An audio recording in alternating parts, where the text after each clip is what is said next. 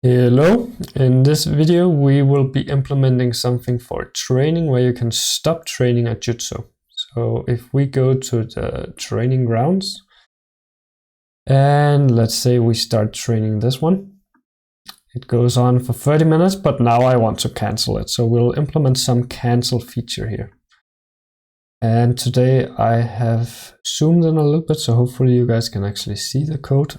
And we need to go to server, API, router, and jutsu. So that's the backend for training jutsu. And we will implement a new backend router for stopping training. I'll put it in here. Stop training jutsu. It is a protected procedure. So let's see if Copilot, how much it can do for us. I don't think we need an input. It should just stop training whatever you're currently training. So let's see, first it gets all the jutsus, then it finds the one with the input, but we removed the input. So that has to go. Instead, it has to be one that has the finished training, and finished training is higher. So basically one that has this timer set for when it is finished training, and also where the finished training is sometime in the future.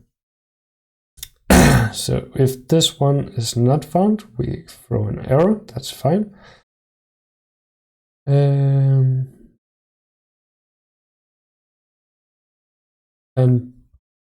this is not relevant,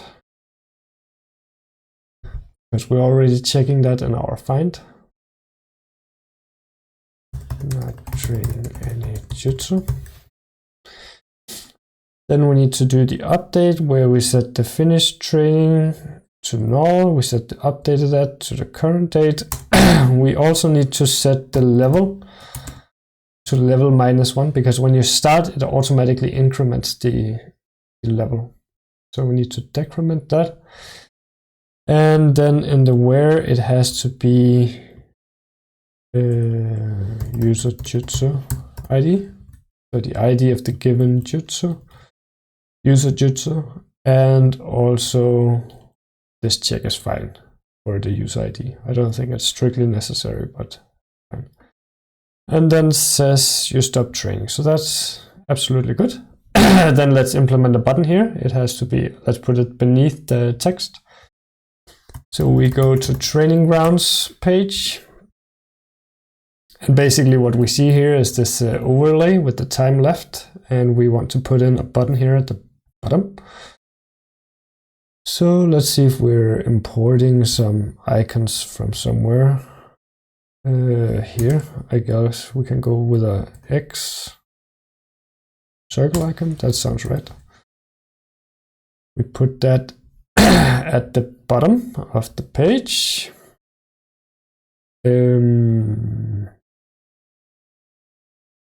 Guess well, not within the paragraph, so let's do it right here below.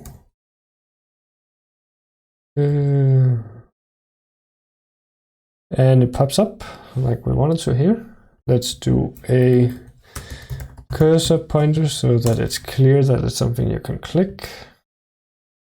Let's also do a hover effect, fill orange 500. There we go. And I think the size that Copilot chose was fine. Then we need to get the mutation for stopping a training. We can just copy the one for starting, and we'll call this one cancel instead. And we'll then call it, let's just say, this stopping train.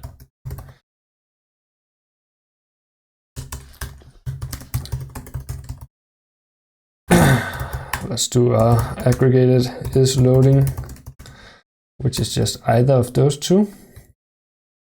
And whenever we're using this one,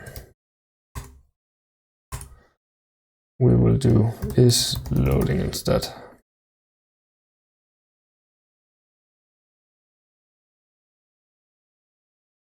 Perfect.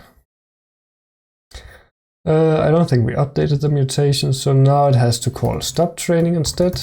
And when it stops, it should refetch user jutsu and update the... I think all of this is actually perfect. Was that it? I think so. Quite easy. Let's see if it works. So let's pull up the terminal here and put it at the bottom now. So if I push this one, nothing happens because we didn't put an on click. So we'll just have to do that first. On click. Need to take a method and cancel.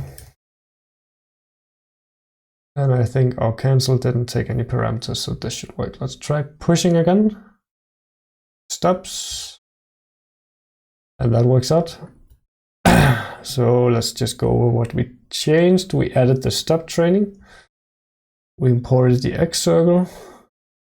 Created a new mutation with a common loading variable. And then an icon for calling that endpoint. So that's all good. Thank you guys for watching and looking forward to the next video.